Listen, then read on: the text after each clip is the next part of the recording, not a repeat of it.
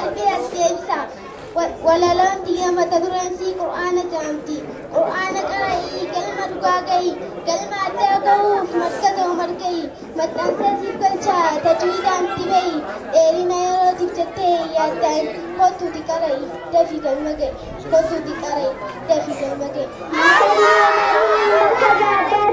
Fagaatee hin deemtu olluma kee jirti markabii umarii tokkumaa addaati ganamaa galgala hin qabu sa'aatii ijoollee bitootaa alaatii manatti afaan miidhaati hinfiduu minti yaaddoftee hin cinqatin milkooftee dhugotti na duraa rakkatin argattee qe'atti na duraa rakkatin argattee qe'atti.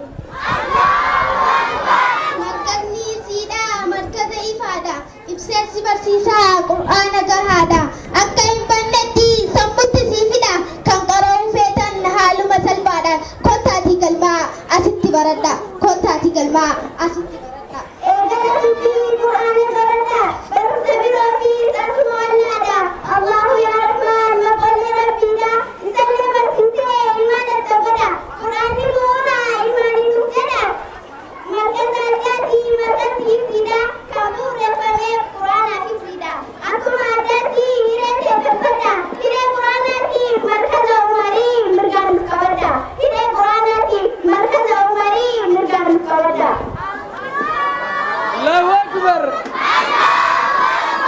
Waysilaa qaraatee markaza umar dhuftee hawwintee hundinuu dhugoomtee siififtee sheeka muuxannoo qabuun asitti qaraatee bakka hirriiba daa'immanii qaba yoo feete ilmaanni kunuunsaa akka ati feete waysilaa qaraatee markaza umar dhuftee waysilaa qaraatee markaza umar dhuftee.